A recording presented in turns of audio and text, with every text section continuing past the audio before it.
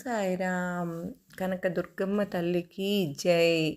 మన అమ్మ బిడ్డలందరికీ కూడా నమస్కారం ఫ్రెండ్స్. అందరికీ కూడా శుక్రవారం శుభాకాంక్షలు. మీ అందరూ కూడా చక్కగా అమ్మవారి పూజ చేసుకున్నారు అని అనుకుంటున్నాను. అంతకంటే మీరందరూ కూడా సుఖంగా సంతోషంగా ఉండాలి అని అమ్మవారిని నేను మనస్ఫూర్తిగా కోరుకుంటూ ఈరోజు వీడియో అయితే స్టార్ట్ చేస్తూ ఉన్నాను. ఈరోజు అమ్మవారి సందేశం ఏమిటి అంటే కనుక, బిడ్డ ఈ కథ నువ్వు విను, తెల్లారికి నీ జీవితంలో ఒక అద్భుతం అనేది జరగబోతుంది, ఆలస్యం చేయకమ్మా అని అమ్మవారు అయితే అంటూ ఉన్నారు. ఫ్రెండ్స్, ఎవరైతే కనుక మన ఛానల్ను కొత్తగా చూస్తూ ఉన్నారో ప్లీజ్ అండి లైక్ షేర్ చేసి సబ్స్క్రైబ్ చేసుకుని సపోర్ట్ చేసినట్లయితే ఒక చిన్న లైక్ ఇచ్చి సపోర్ట్ చేస్తే ఫ్రెండ్స్ అందరికీ 10 మంది మిత్రులకు కూడా షేర్ చేస్తే కనుక కనకదుర్గమ్మ వారు ఈరోజు అందించిన ఈ కథను వాళ్ళందరూ కూడా తెలుసుకుని చాలా సంతోషపడతారు. ఫ్రెండ్స్, మరి అమ్మ మన కోసం ఏమి కథను అందించబోతూ ఉన్నారో ఆ కథను విందామా ఫ్రెండ్స్. పూర్వం ఒక ఊరిలో శివదేవుడు అనే గృహస్థుడు ఉండేవాడండి. అతడు మహాశివభక్తుడండి. రోజు కూడా తమ ఊర్లో ఉన్న శివాలయానికి శివదేవుడు వెళ్ళేవాడు. ఒట్లు ఆలయానికి పట్టుకుని వెళ్ళేవాడు. శివుడికి వాటిని నైవేద్యంగా ఆరగింపు చేసేవాడు. అలా భక్తితో స్వామికి నమస్కరించి ఆపై పాలను ఇంటికి తీసుకుని వెళ్ళేవాడు. ఇలా పరమనిష్టతో ప్రతిదినము కూడా కుంచెడు పాలను శివుడికి ఆరగింపు చేసేవాడు. స్వామిని అర్చించేవాడు. ఉన్నట్టుండి ఒకనాడు శివదేవునికి భార్యతో కలిసి పొరుగురికి వెళ్ళవలసిన పని అనేది ఏర్పడుతుంది. దాంతో తను నిష్ఠగా చేసే శివపూజ, శివుడికి పాలను నివేదించే పని ఎలాగో అతను ఆలోచించసాగాడు. ఇంట్లో అందరికన్నా చిన్నదైన తన కూతురుని దగ్గరకు పిలిచాడు. పాప, మేము ఊరికి వెళ్తున్నాం. ఊరు నుండి తిరిగి వచ్చేదాకా ఇంటి దగ్గరనే జాగ్రత్తగా ఉండు. ఇంకొక ముఖ్యమైన పని అదేమిటి అంటే, మనం రోజు శివాలయంలో శివునికి పాలను ఆరగింపు చేసేవాళ్ళము. ఆ పని కూడా నువ్వే చేయాలి తల్లి అని జాగ్రత్తగా కాచి చల్లార్చిన మంచి గోవు పాలను కుంచెడు కొలిచి పాత్రలో పోసుకొని గుడికి వెళ్ళాలి. అక్కడ స్వామికి ఆ పాలను అర్పించాలి. వెళ్తావు కదూ, ఇది మన నియమము బిడ్డ. వ్యర్థము అనేది కాని అవ్వకు. ఆటలని పాటలని అటు ఇటు పరిగెత్తకుండా, సహవాస గత్తెలతో ఊరంతా కూడా తిరగకుండా ఇంటి పట్టునే ఉండి చెప్పిన పని చేయమ్మా. మరచిపోవు కదూ, మా బంగారు తల్లివి కదూ అని గడ్డం పట్టుకొని బతిమలాడి మరీ కూడా తన కూతుర్ని బుజ్జగించి మరీ చెప్తాడు. అలా గుళ్ళకి వెళ్ళే పని పాపకు అప్పగిస్తాడు శివదేవుడు. పాప సరేనంటుంది. శివదేవుడు భార్యతో కలిసి మరుసటి రోజు వెళ్తాడు. పాప చాలా ఉత్సాహంగా ఉల్లాసంగా స్నానము అది ముగించుకుని మంచి గోవు పాలను మరగ కాచి చల్లార్చి సరిగ్గా కుంచెడు పాలు కొలుచుకుని గిన్నెలో పోసుకుని గిన్నె చేత పట్టుకుని తను కట్టుకున్న పల్చని కొంగును పాల మీద కప్పి సరాసరి గుడికి చేరింది. గర్భాలయంలో కొలువై ఉన్న శివలింగమూర్తి ఎదుట పాలగిన్నెను ఉంచి 2 చేతులు ఎత్తి స్వామికి మొక్కుతుంది. పాల వైపు చేతులు చూపిస్తూ, శివయ్యా, ఇదిగో పాలు నీకోసమే తెచ్చాను, ఆరగించవయ్యా అని శివుడు కేసి చూసి చెప్తుంది. ఎదురుగా నిలబడితే ఎలా తాగుతాడు అని కాస్త పక్కకు జరిగి చాటుకు నిలబడింది. కాసేపు నుంచుని అలా చూడసాగింది. కాసేపు అయ్యాక వచ్చి ఆ గిన్నెలో చూస్తుంది. గిన్నెలో ఉన్న పాల వైపు విచిత్రంగా చూసింది. శివయ్య, పాలు తాగలేదా? నీకోసమే తెచ్చాను తాగటానికి అని. ఏమిటి నీకు ఇబ్బంది? పాలు అలా ఉన్నాయి, తాగావా? తాగు తాగు అంటూ పదే పదే పురమాయిస్తూ ఉంటుంది. ఓహో, శివుడు తాగలేడు, చిన్నపిల్ల కదా అని ఆ పాపకు చింత మొదలైంది. అమ్మా నాన్నలు చెప్పి వెళ్ళారు, వాళ్ళు చెప్పినట్లు నేను చేశాను. ఎక్కడలో ఏ లోపం జరిగిందో శివుడేమో ఈరోజు పాలు త్రాగడం లేదు. దాంతో పాపకు భయం అనేది పట్టుకుంటుంది. శివుడు పాలు త్రాగకపోతే అమ్మా నాన్నలతో దెబ్బలు తినాల్సి వస్తుంది కదా అని శివుడి వైపు దీనంగా చూస్తూ, పాలు ఎందుకు తాగలేదు? తాగవయ్యా లింగమూర్తి అని ప్రాధేయపడుతూ ఉంటుంది. పాలు సరిగ్గా కాచలేదా? నేను రుచిగా లేవా? సద్దిపాలు అని అనుకుంటున్నావా? పొద్దున్న లేక పొగవాసన వస్తుందా? నీళ్ళు కలిపాననా? ఆవు పాలు కాదనా? పోనీ ఆకలిగా లేదా? మొహం మొత్తిందా?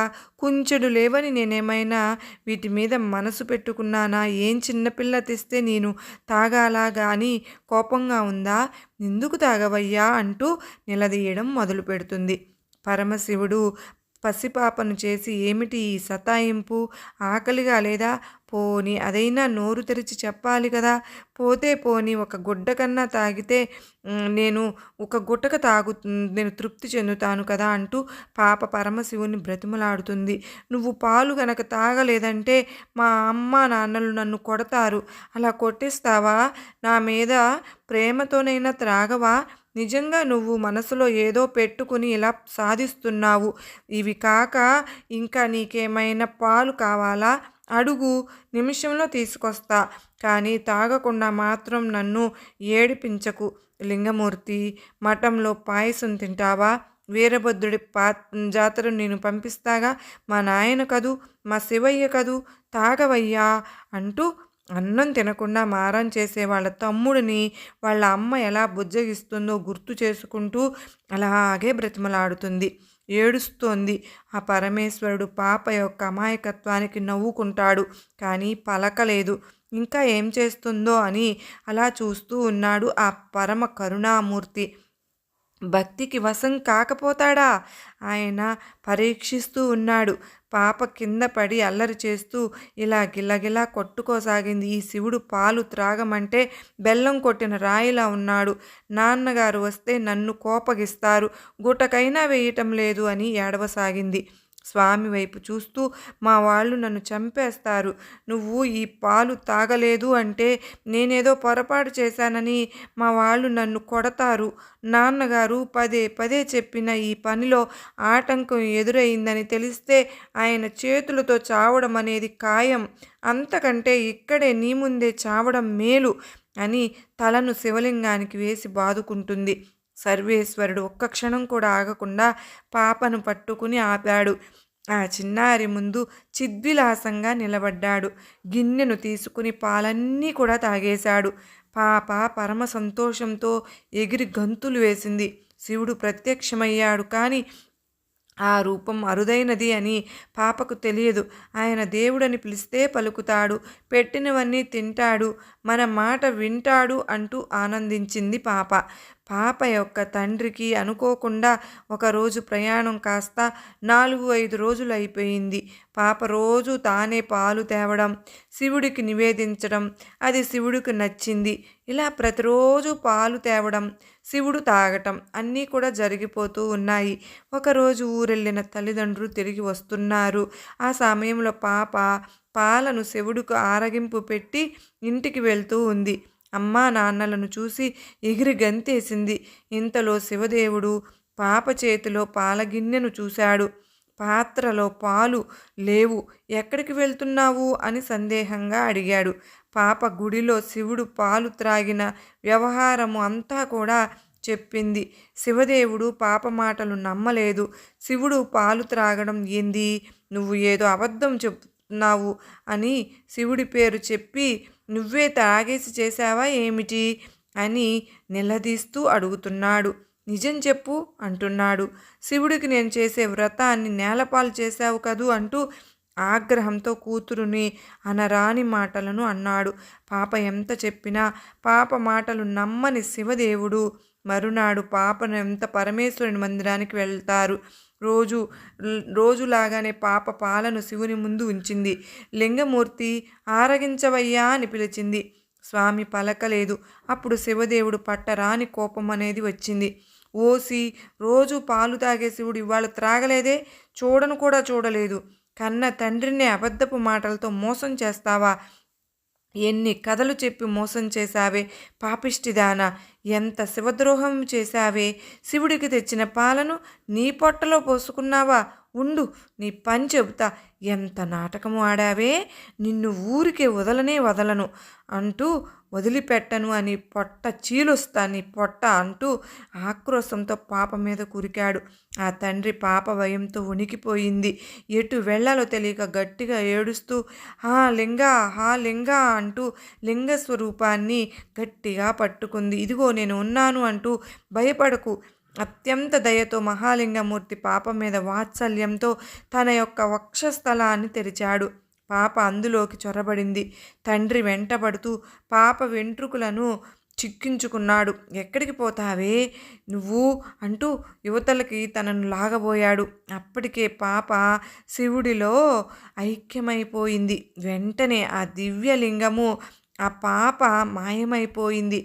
ఎంతో నిశ్చలమైంది ఆ పాప యొక్క భక్తి, అమాయకత్వము. అదే శివుడికి ఇష్టమైనది.